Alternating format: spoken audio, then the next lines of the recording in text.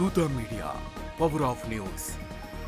So నన్ను ఎలా పెంచారు మా ఇంట్లో అంటే మీరు ఆశ్చర్యపోతారు.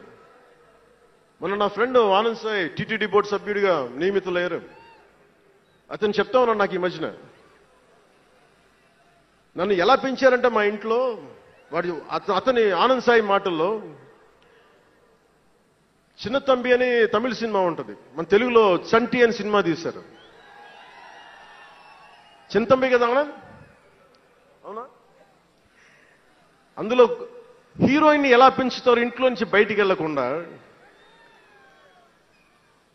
చంటిలో హీరోయిన్ మీనాని ఎలా పెంచారు ఇంట్లో నుంచి బయటికి వెళ్లకుండా, మా ఇంట్లో నన్ను అలా పెంచారు. వీడి బయటికి వెళ్తే ఏమైపోతాడో, సున్నితమైన వ్యక్తి, వీడికి ఆస్తమా ఉంది, వీడికి ఇలాంటి పరిస్థితుల్లో నన్ను ఇంట్లో నుంచి కదలనివ్వకుండా, ఎక్కడికి వెళ్ళనివ్వకుండా, ఎక్కడికన్నా బయటికి వెళ్తే పంపించారు. ఒకరోజు చెన్నైలో నేను అన్నానగర్లో కంప్యూటర్ ప్రోగ్రామింగ్ కోర్స్ చేసేవాడిని ఒక సంవత్సరం పాటు. ఆ ప్రోగ్రామ్ ఫైనల్ చేసే పరిస్థితుల్లో టైం 10:30 అయింది, 10:30 రాత్రి. ఇంటికి వెళ్ళడం గంట లేట్ అయింది. అంటే మనం సాయంత్రం 6 గంటలకల్లా వెళ్ళిపోవాలి. ఆ రోజు 10:30కి వెళ్తే చెప్పా పెట్టకుండా, అంటే మన కొంచెం లేట్ అయింది ఎగ్జామ్స్ వల్ల. ఇంటికి వెళ్ళేటప్పటికి ఎలా ఉంది అంటే, ఇంట్లో ఆడపిల్ల వెళ్ళిపోతే ఇల్లు ఎలా ఉంటుందో, 10:30కి నేను ఇంటికి వెళ్తే మా అన్నయ్య షూటింగ్ నుంచి క్యాన్సిల్ చేసుకుని వచ్చేస్తా ఉన్నారు. మా వదిన ఇంట్లో హాల్లో ఉంది, మా నాగబాబు వీధి బయట తిరుగుతూ ఉన్నాడు. మొత్తం అందరూ ఏమైపోయాడు, ఎక్కడికి ఏమైపోయాడని. నేను ఎగ్జామ్ రాసి వస్తున్నాను, బస్సులు దొరకలేదు నాకు, 2 బస్సులు మారి రావాలని చెప్పారు. నాకు కార్లు లేవు ఆ టైంలో. అంటే అలాంటి నన్ను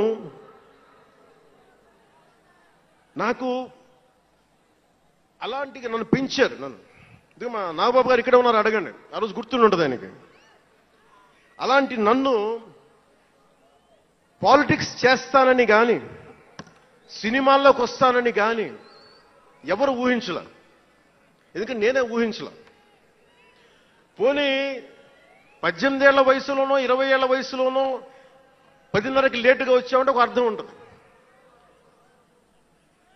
అక్కడమ్మాయి ఇక్కడ అబ్బాయి, గోకులంలో సీత, సుస్వాగతం, తొలి ప్రేమ చేస్తున్న సమయంలో, మేబీ తొలి ప్రేమ ముందు అటో ఇటో, సంగీత్ థియేటర్లో, హైదరాబాద్ సంగీత్ థియేటర్లో క్లింట్ ఈస్ట్వుడ్ నాకు ఇష్టమైన హీరో, అతను సినిమాకి వెళ్ళా.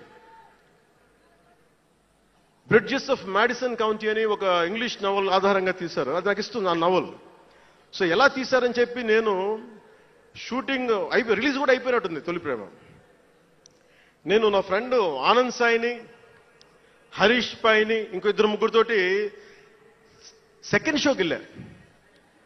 సెకండ్ షోకి వెళ్ళి ఇంటికి వస్తే కింద మా నాన్న, ఇంట్లో పైన రూమ్లో పడుకోవాల్సిన మా నాన్న కింద కుర్చీ వేసుకొని, ఓ నీల్ కమల్ చైర్ వేసుకొని నా కోసం వెయిట్ చేస్తా ఉన్నాడు.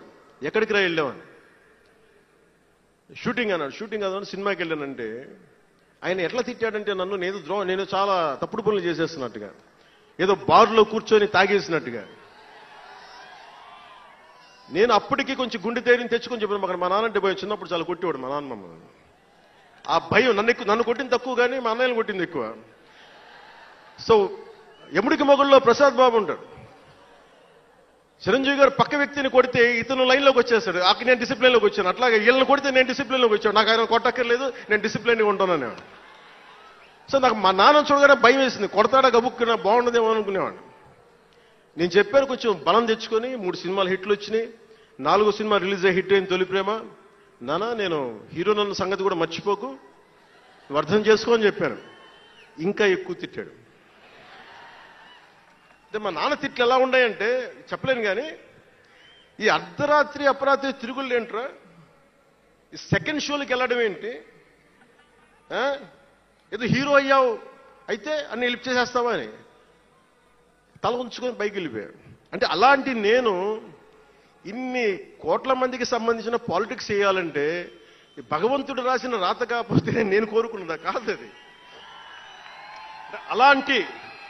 అలాంటి వాతావరణంలో పెరిగిన నేను ఈ సినిమాలు ఏంటో, ఈ పాలిటిక్స్ ఏంటో, పార్టీ పెట్టడం ఏంటో అనుకుంటే